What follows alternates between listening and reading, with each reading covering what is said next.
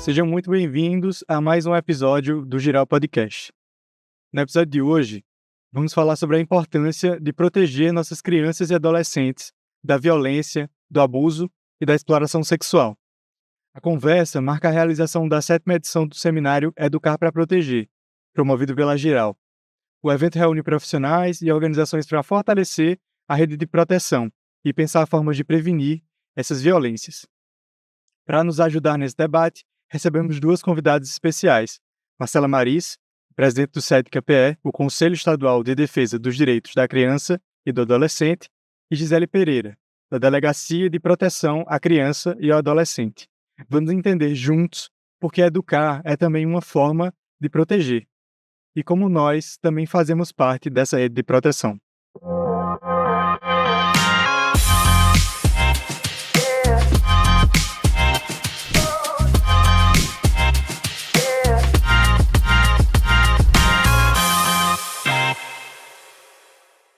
Sejam muito bem-vindas. Para a gente dar continuidade, começar a conversa, eu queria que vocês se apresentassem um pouco mais de profundidade do que eu fiz. Pode começar, Marcelo. Bom, obrigada, agradecer o convite. Eu sou Marcela Maris, estou na presidência do SEDCA, que é o Conselho Estadual de Defesa da Criança e do Adolescente de Pernambuco. Sou servidora pública do Estado de Pernambuco, sou assistente social de formação, mestra em Direitos Humanos. Gosto também de dizer, porque aí a gente também está vinculado a isso, eu sou pesquisadora também, vinculada ao CNPq, faço parte do programa Virtus, que é um programa da Universidade Federal de Pernambuco, que trabalha, que estuda a defesa social, segurança pública e direitos humanos. Então, a gente também está nesse espaço aí de troca e de reflexões, e é isso. E você, Gisele? Eu sou Gisele e eu chefio a unidade de prevenção do Departamento de Polícia da Criança e do Adolescente, servidora pública de carreira. Estou conselheira do SEDCA, vim como servidora pública do sistema penitenciário, naquele momento eu me achava mais operacional, e aí estou amando, há 14 anos trabalhando com criança e adolescente, e fui colocada nesse desafio, não estava no meu planejamento, porque eu tinha um cunho muito operativo. E hoje eu estou no departamento trabalhando justamente junto da Rede de Proteção, Sistema de Garantia de Direito da Criança e do Adolescente. Sou administradora, mas eu chamo que eu sou ad hoc, como assistente social, como, às vezes, operadora de direito. Enfim, a própria atividade pede que a gente tenha essa abertura, E aí a gente tem que estudar tudo um pouco, Sou especialista em metodologia de ensino superior, em marketing, A parte de marketing eu me especializei na parte de turismo em relação a turismo na boa idade, com criança e adolescente também, com grupos vulneráveis. E estou fazendo uma pós pela Universidade de Goiás em violência contra criança e adolescente, na Faculdade de Direito. Eu só queria, estava só esperando hoje concluir e dizer que, para além de tudo, também, no conselho, na presidência do conselho, eu sou vinculada, falei que sou servidora pública, eu precisava dizer de onde, qual é o órgão a qual eu sou vinculada, à FUNASE, que é a Fundação de Atendimento Socioeducativo do Estado de Pernambuco, represento a Secretaria de Criança e Juventude, no conselho. E é uma pauta que está no meu cotidiano, no meu dia a dia, que é o fortalecimento do sistema socioeducativo de Pernambuco, Então, é algo que é aí uma bandeira de luta nossa, onde a ideia é mais que nunca, fortalecer o sistema, fortalecer os adolescentes e garantir, um cumprimento de medida socioeducativo pautada nos seus direitos, e na defesa intransigente, dos direitos humanos. Então, assim, eu também queria dizer que de onde eu venho, é algo que me atravessa, no meu cotidiano, que essa pauta é a pauta da socioeducação. Perfeito. A gente acabou de sair do seminário Educar para Proteger, né? Eu queria já trazer esse questionamento para vocês. Na prática, nesse campo com crianças e adolescentes, o que seria educar para proteger e por que isso é importante? O Departamento de Polícia da Criança e do Adolescente tem um programa que se chama Prevenção Legal.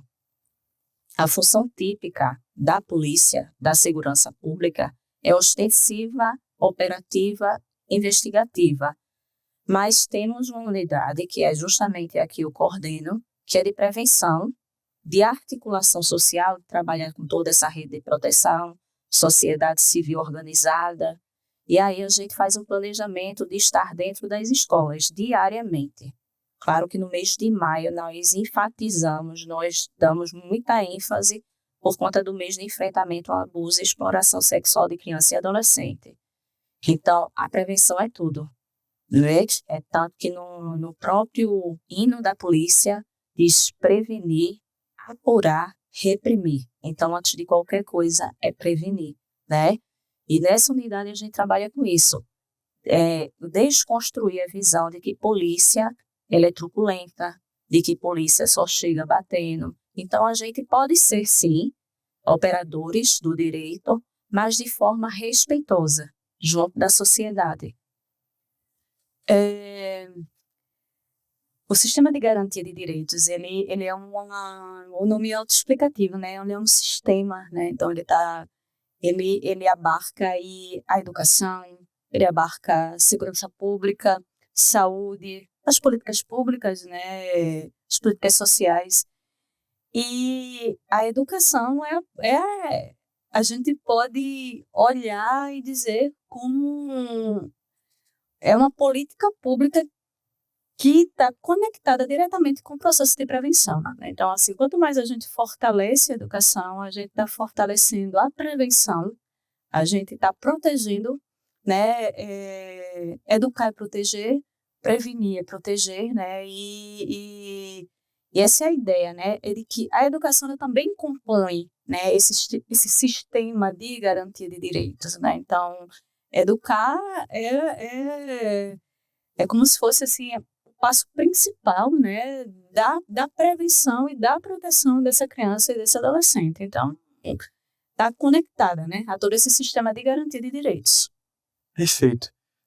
Agora, direcionado assim para Marcela, como é que o Conselho fortalece essas redes para que essa proteção, essa defesa das crianças aconteça? E quais são os principais desafios que vocês enfrentam agora?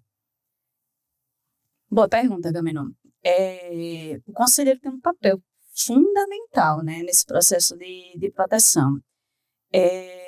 A ação precípua, né, se a gente pode dizer assim, do CEDCA, né, do Conselho de Defesa,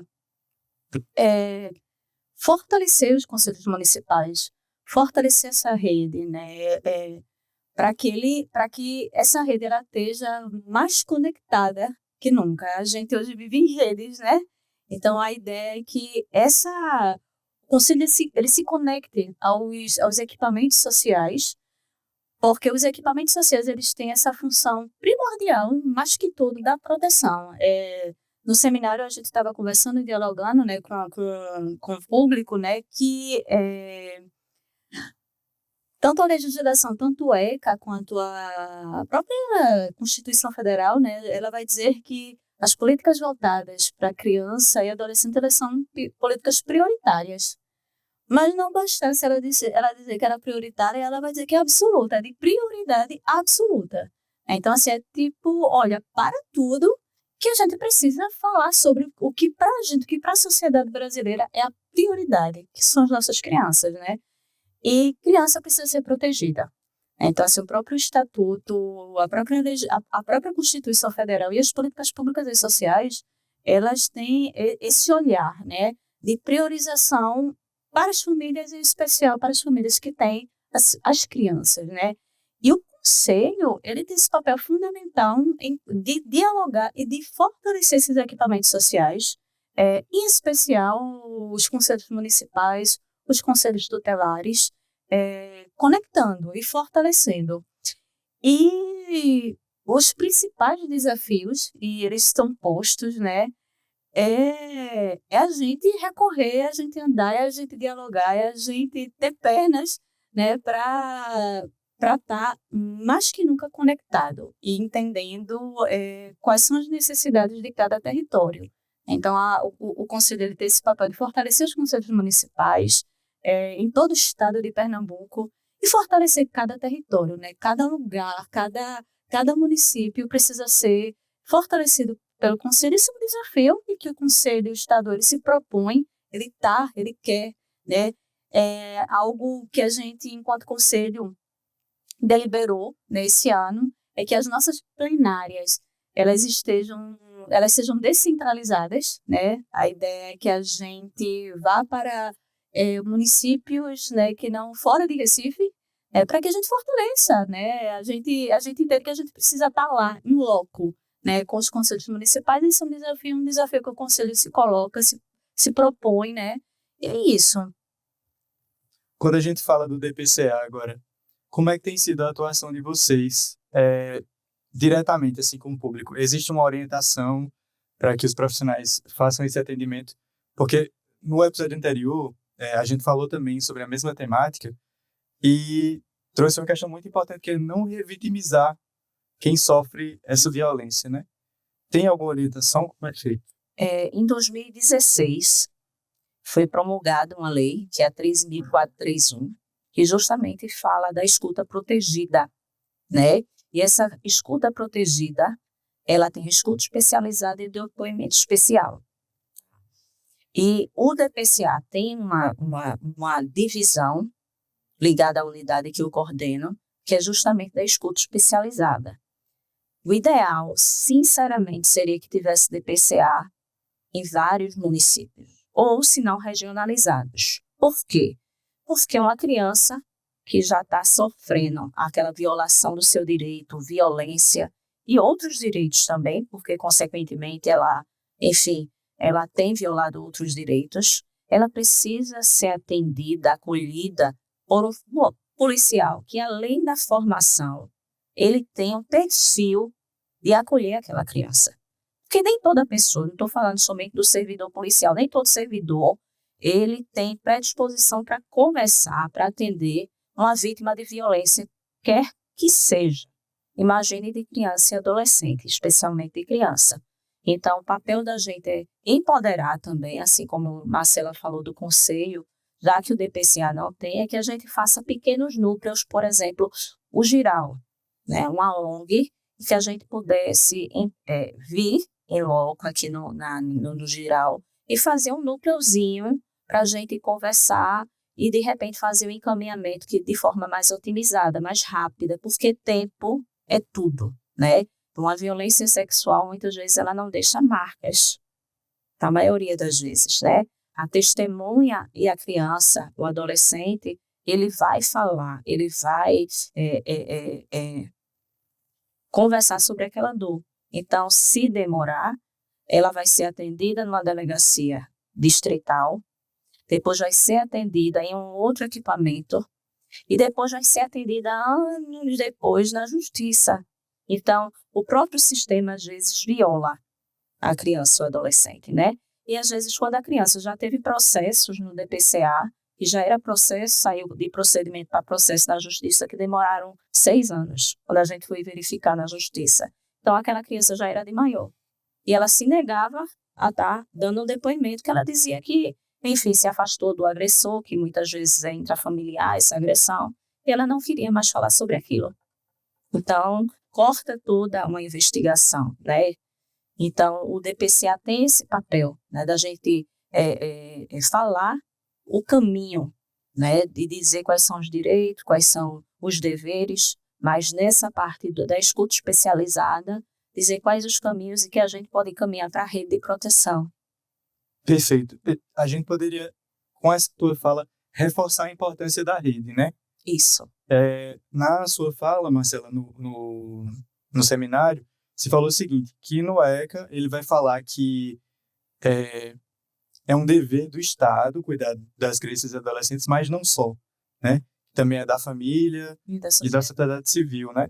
E aí a gente vê que a gente não pode jogar essa batata quente no colo dos outros, né? Tipo, E aí retorno ao que a gente falou no episódio passado, com o Leandro, né, que é vice-presidente do SEDECA, e com o Hinaldo, que é conselheiro tutelar aqui em Glória, da importância de todo mundo nesse processo, assim, e a gente se coloca nesse lugar também como geral, né, por fazer parte da rede, mas como educadores sociais, né, que nem todo mundo está preparado para fazer essa escuta, né, receber essas crianças, mas como é importante a gente estudar, tentar ter mais sensibilidade, e uma coisa que vocês duas falaram no seminário é da importância da gente ser porto seguro para essas pessoas chegarem na gente também, né? Isso. É muito importante isso, porque esse papel, um papel de todos nós, né? De toda a sociedade, da família, do Estado.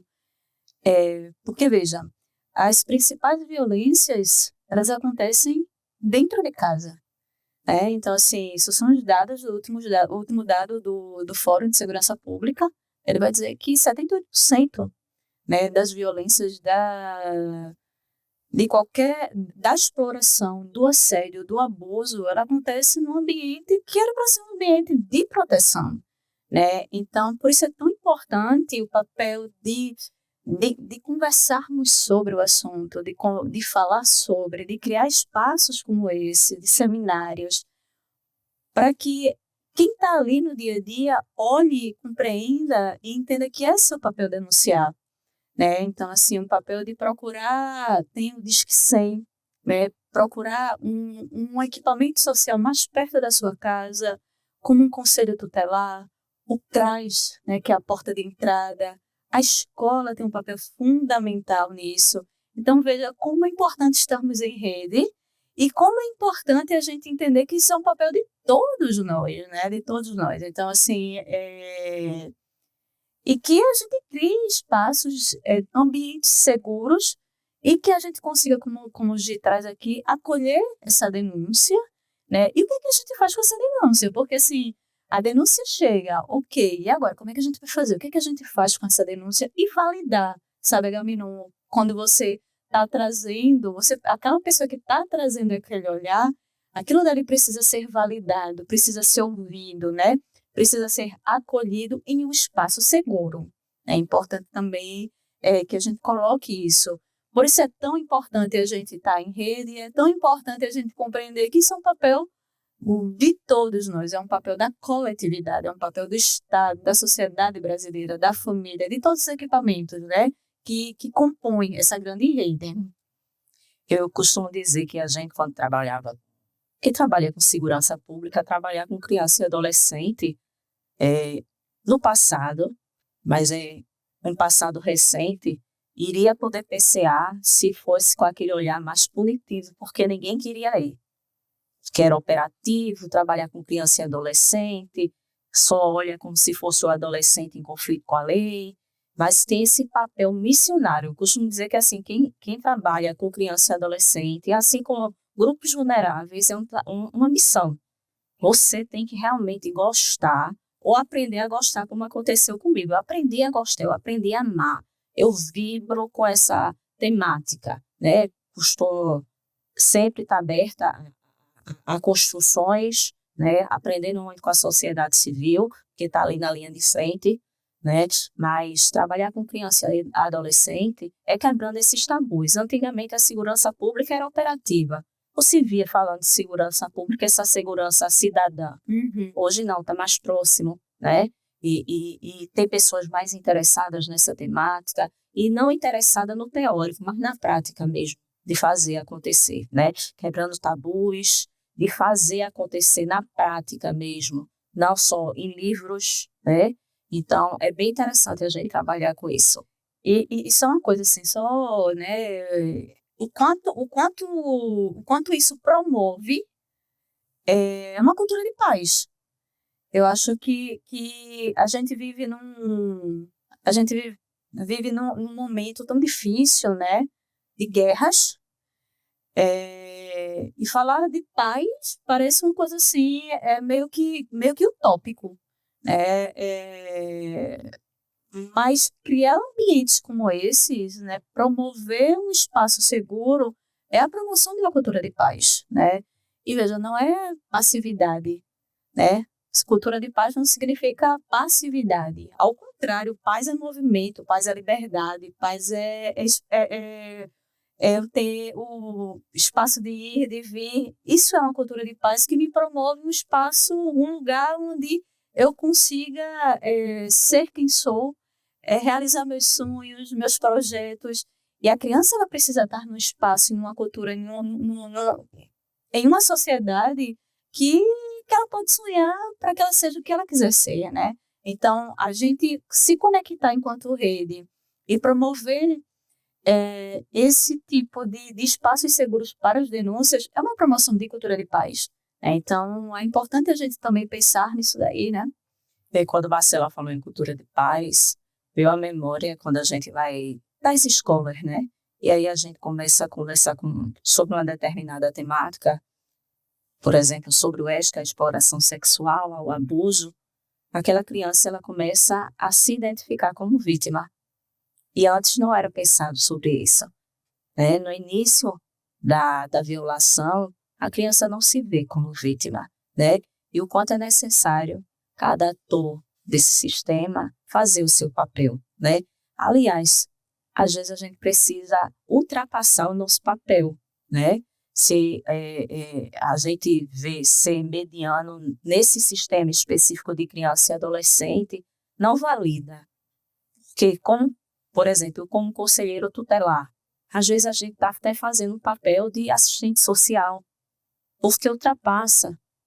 A gente tem que colocar na cabeça que criança e adolescente é algo especial, é único, né? A gente realmente ultrapassa as nossas competências legais, né? E o que a gente tem lutado nessa caminhada é que às vezes a gente quer fazer somente o que está ali na lei. E criança e adolescente não só é somente o que está na lei, né? Vai além, vai muito além, né? É trabalhar com o coração mesmo, não há nada melhor do que no final de uma roda de conversas, uma criança, um adolescente se identificar e tirar suas dúvidas e a gente conseguir orientar essa pessoa ou fazer um encaminhamento adequado para a denúncia, né? Então, é satisfatório, sabe? Trabalhar com vidas, com transformação, com evolução, é muito massa. Perfeito. Gente, pegando esse gancho assim, do que tu falou, fica muito claro na minha cabeça que educação e informação elas são libertadoras, né? É como se a gente, num momento de formação como esse, a gente tirasse um véu de frente e caísse a ficha, né? Tipo, eita, o que aconteceu comigo foi uma violência, eu tenho direitos. Eu lembro que quando eu era adolescente, bem, sei lá, 11, 12 anos, e vi o Estatuto da Criança e do Adolescente, foi um negócio transformador, assim, eu disse, meu Deus, eu sou um sujeito, né? Eu tenho direitos. E foi, eu lembro que era uma revistinha da Turma da Mônica, uma coisa bem bobinha, assim, e eu levava para meus amigos, para dizer, olha, a gente tem direito, né? E é uma coisa que realmente transforma. A gente vê muito isso aqui na Geral.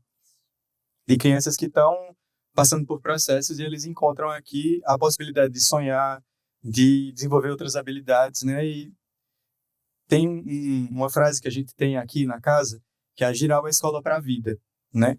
Que a gente não está aqui formando só os meninos em arte ou em música, mas todas as oficinas elas estão trabalhando em cidadania também, né?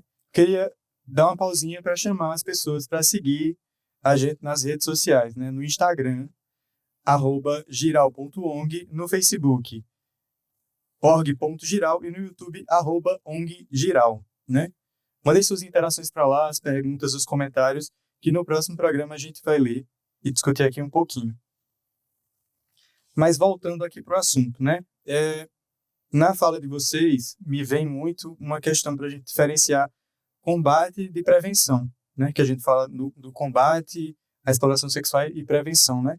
Quando a gente fala de prevenção, especialmente em escolas e comunidades, o que é que tem sido feito? Como é que a gente consegue trazer esse outro elo da rede para mais perto, para se entender como elo dessa rede também?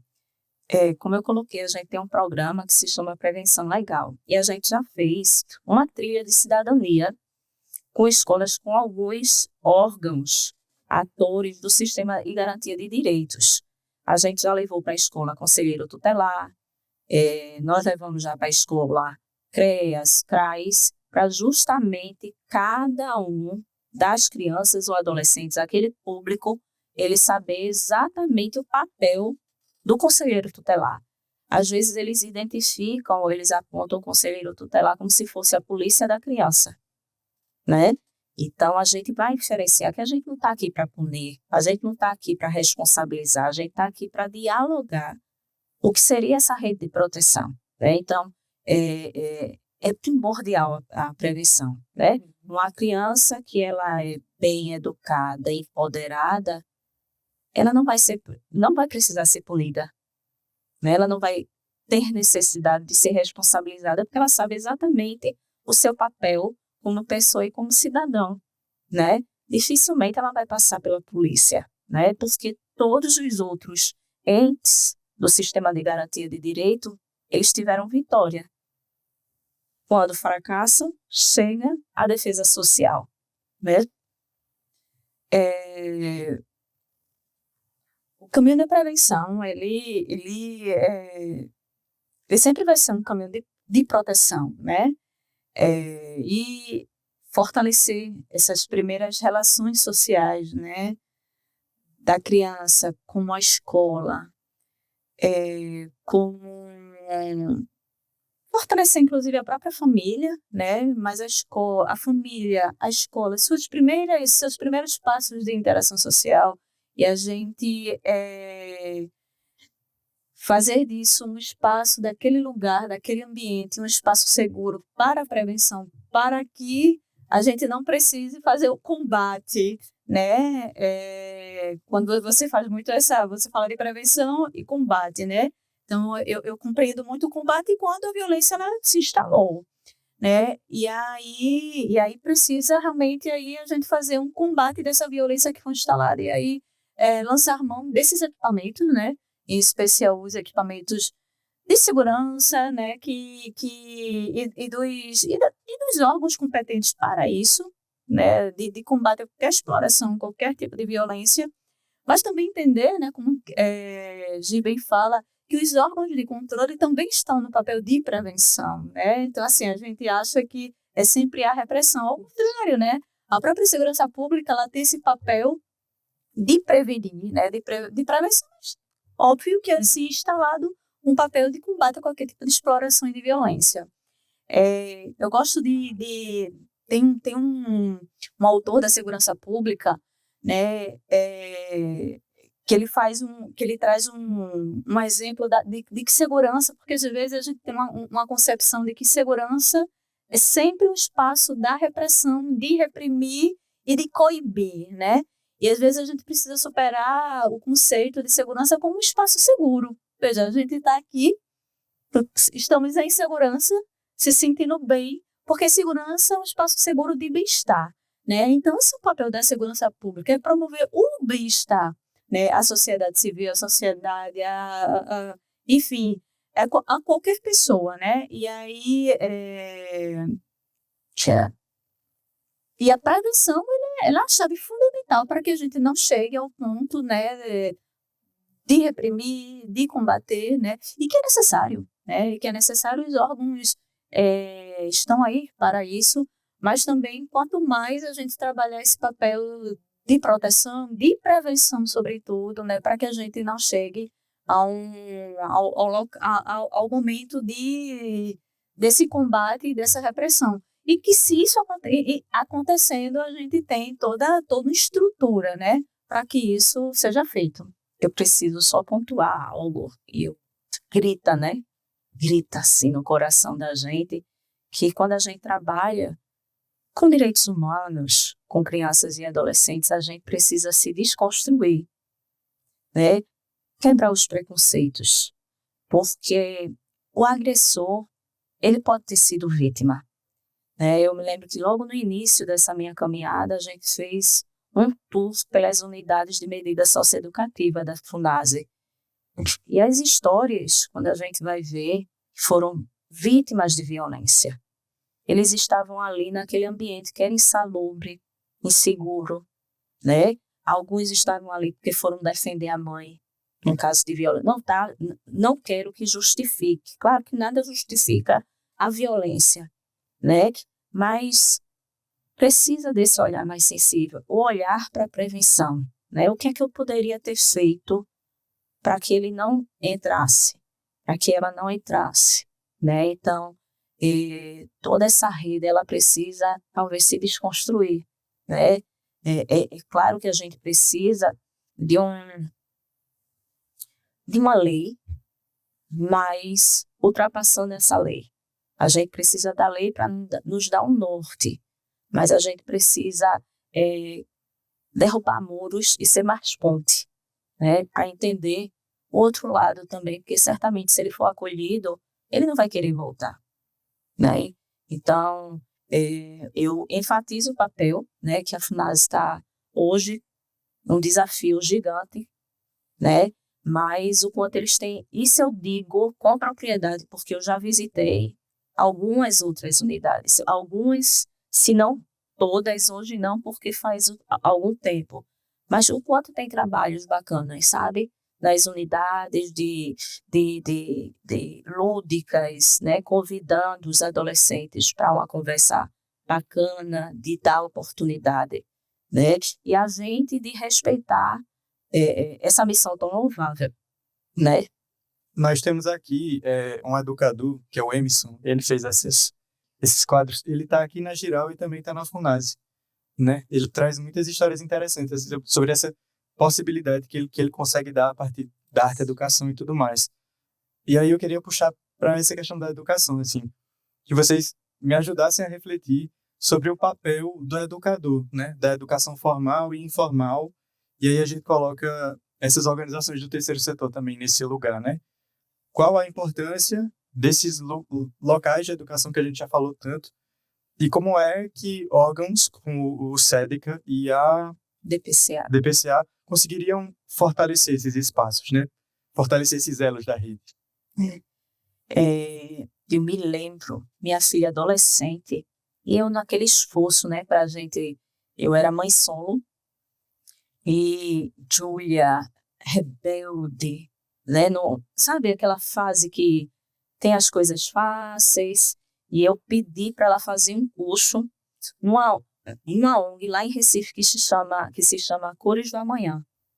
Ela saía do Vanga, ia lá para Curado.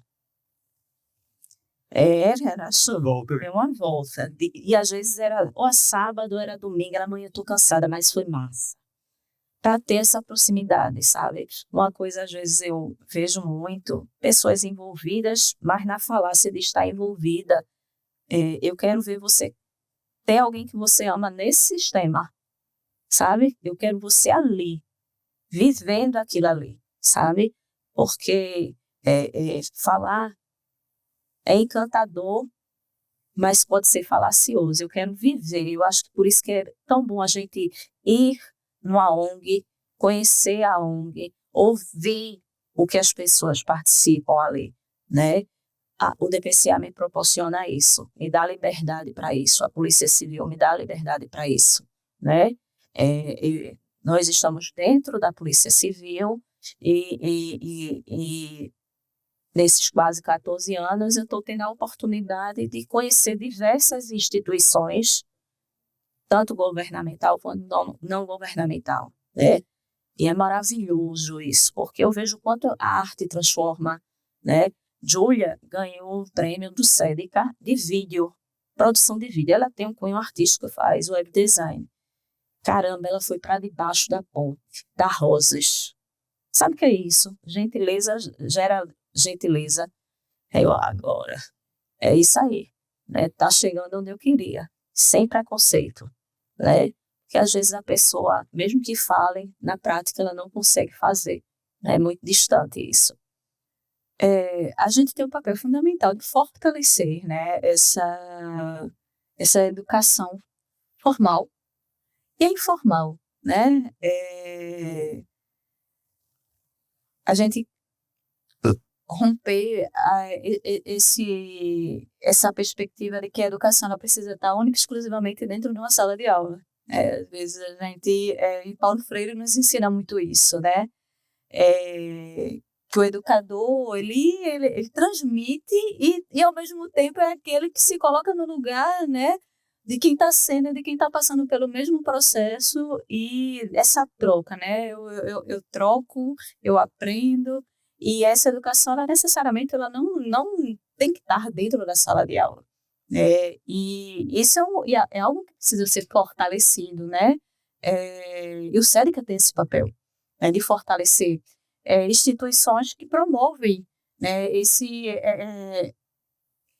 cunho de trazer outras perspectivas e outros olhares, né, do que seja a educação, e uma educação integral, né, uma educação para além dos ambientes escolares, né, uma educação para os direitos humanos também.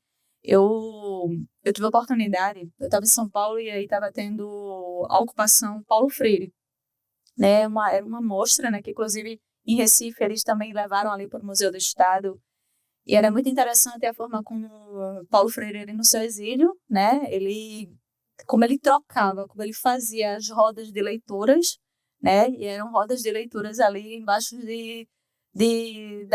daquelas árvores frondosas, né, que muitas vezes davam aquelas sombras, né, gostosas de estar, e aquilo dali, né, ele trazia aquilo dali como um espaço de fortalecimento da educação. Veja, óbvio que é interessante que a gente tenha uma estrutura, né, para receber a educação formal, mas para Paulo Freire, né, aquilo dali era um espaço de troca e de troca de saberes.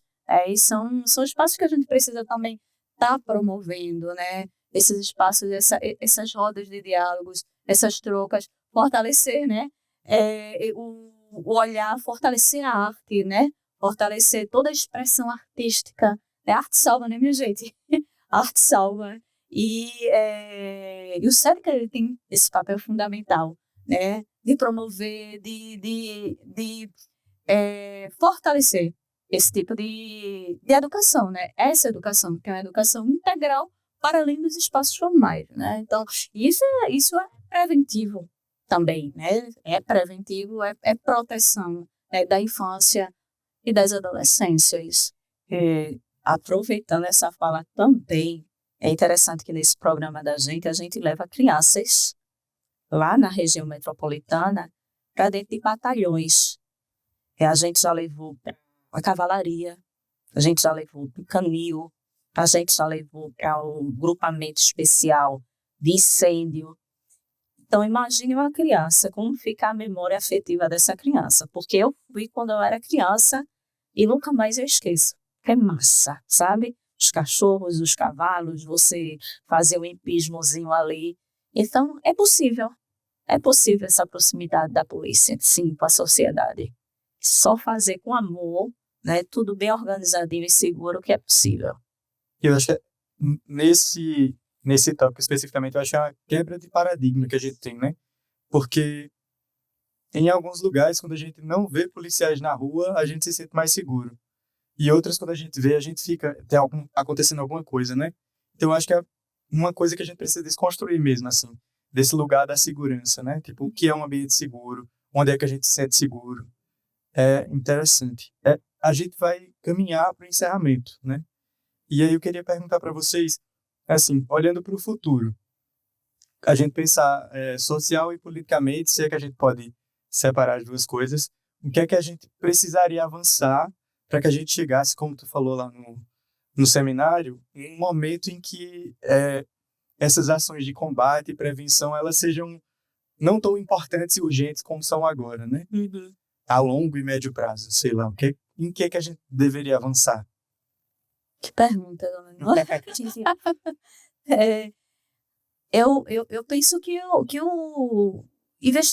investir, né, em educação, investir em educação, investir em, em saúde, né, investir em segurança. Eu acho que o investimento na educação, o investimento de que a educação liberta, né, ela é libertadora, já diria nosso Paulo Freire, e a gente está caminhando para isso, né? Eu acredito que nesse esperançar, né, desse esperançar que olha e vislumbra, né, e sonha.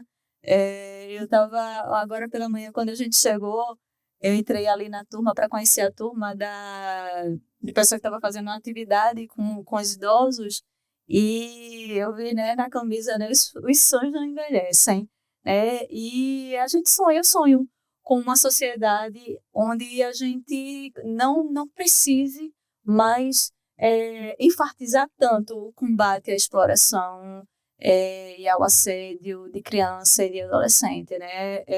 Eu sonho com isso, eu acho que isso são bandeiras, né? Como de trás, né? Não é um trabalho como outro qualquer, né? Que a gente se desliga, a gente, né? 8 às 17, pronto. Encerrei aqui, vamos embora para casa. Não tem como, porque você se conecta com aquelas vidas, né? Você tá ali, você se preocupa. Então, assim, termina aquilo dali passa a ser bandeiras, né? Bandeiras de luta sua.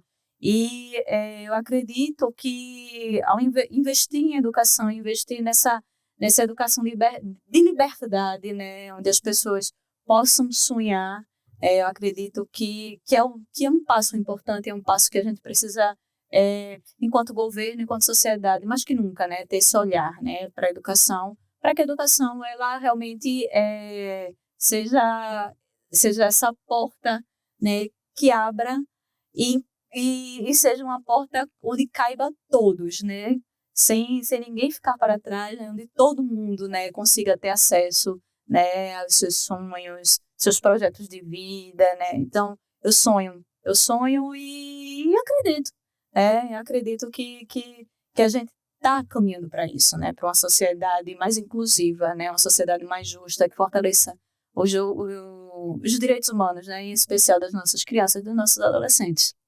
Mas certamente, Marcela falou agora de inclusiva, né? Palavra forte, né? Porque quantas crianças antes elas eram taxadas de vários adjetivos negativos e hoje a gente vê o quanto é necessário a gente olhar para elas. O quanto antes elas eram abusadas e silenciadas, né? E hoje a gente conversa sobre isso, né? Não se ouvia falar sobre qual transtorno. Não se tinha, existia, só que não era dialogado. Ele era silenciado. As famílias tinham vergonha, né? Sempre existiu, né? E hoje não, a gente se empodera, é missão minha, eu preciso realmente saber, e vão criando grupos, guetos, né? E vão justamente se juntando para isso, né? Que juntos se torna mais forte realmente, né? E hoje a gente fala de grupos de crianças atípicas, por exemplo, que a gente precisa olhar também, né? É um grupozinho especial aí que a gente antes não falava, né? E veio a pandemia e com o propósito nos alerta o quanto a gente precisa se abrir para o novo, né? Então a segurança pública precisa se adaptar sim ao atendimento qualificado desses grupos que estão. Não, mas antes eu não saberia. A gente precisa sim trabalhar com pessoas com deficiência, né? A gente precisa sim ouvir essas pessoas, que é muito diferente, né? O ouvir e o escutar. O ouvir eu ouço, mas o escutar é o escutar com afeto, com lucidez, né? Com sabedoria, né? Hoje a gente precisa trabalhar em rede, porque eu me lembro de um caso de uma adolescente que desapareceu, que a unidade desaparecido também é ligada a essa coordenação. E quando a gente foi ver, ela desapareceu não, ela fugou de casa, não foi desaparecida, e ela fugou de casa por algumas discórdias, diferença com a mãe. E ela precisava, a vontade dela era estudar numa escola integral. E aí, quando no ouvir ela falar, poderia passar despercebido. E a gente escutando ela, na escuta especializada, a gente escutou que ela queria estudar nessa escola integral. E aí entramos em contato com a rede de educação para dar uma oportunidade e ela conseguiu uma vaga numa escola de ensino integral. Mas ela também, ela estava no momento de conflitos internos. Então, a gente encaminhou ela para o CERCA, e lá em Recife é o Centro Especializado de Referência da Criança e do Adolescente. Então, esse trabalho em rede é importante por isso, né? A gente sempre está se conectando, né?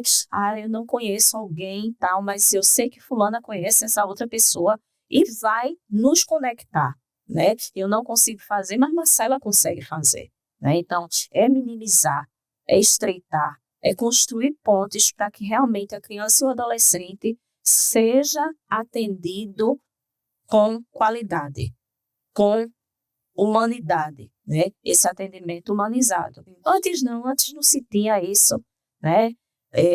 O que se tinha era o profissional que tinha uma característica diferenciada, ele podia fazer esse acolhimento. Hoje não. A instituição precisa, a lei pede, né?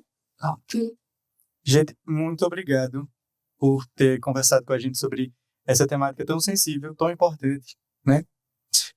E queria abrir um espaço final para vocês deixarem alguma mensagem, se despedirem. Só mais uma vez agradecer a oportunidade, né? Dizer que o SEDCA está à disposição. Sigam o SEDCA também nas redes, né? A gente está lá nas redes, no Instagram, agora no YouTube, né? E é isso. O Conselho ele tem esse papel fundamental, né? De proteção, né? De defesa de todas as crianças, né, de todos os adolescentes, né, então assim, são várias infâncias, né, eu gosto de dizer que temos várias infâncias, né, então são infâncias, crianças, adolescentes, e o SEDCA tem um papel de proteger, de defender o direito de todos e de todas, né, é importante, né, a gente está promovendo e divulgando e entender o papel do SEDCA, né, então o SEDCA tem esse papel, né, então e agradecer mais uma vez. E dizer que o SEDCA está à disposição, né, dos conselhos, de todos os órgãos, né, nesse fortalecimento, né, e nessa proteção. E a Polícia Civil, através do Departamento de Polícia da Criança e do Adolescente, ela está aprendendo a se desconstruir para ela enfrentar a violência contra a criança e o adolescente. E a gente faz um apelo à população para cruzar essa porta e acreditar no trabalho de investigação. Ouse denunciar, se sentir algo que está se violentando, que está lhe violentando, ou sendo vítima, uma criança que você consegue, um familiar, denuncie. O nosso telefone da denúncia é 3184-3578 ou 3579. Nossa rede social é dpca.pc, né? E lá vai ter toda a informação do nosso papel como repressão e como prevenção. Gente, vocês que acompanharam esse episódio, continuem acompanhando a gente nas redes sociais. @giral.ong, no Facebook @og.giral, no YouTube @onggiral. Mais informações sobre algumas das coisas que a gente discutiu aqui hoje, vocês conseguem acessar no façabonito.org, né? O faça é com C sem C cedilha, né? Faca Bonito. Muito obrigado e até o próximo episódio.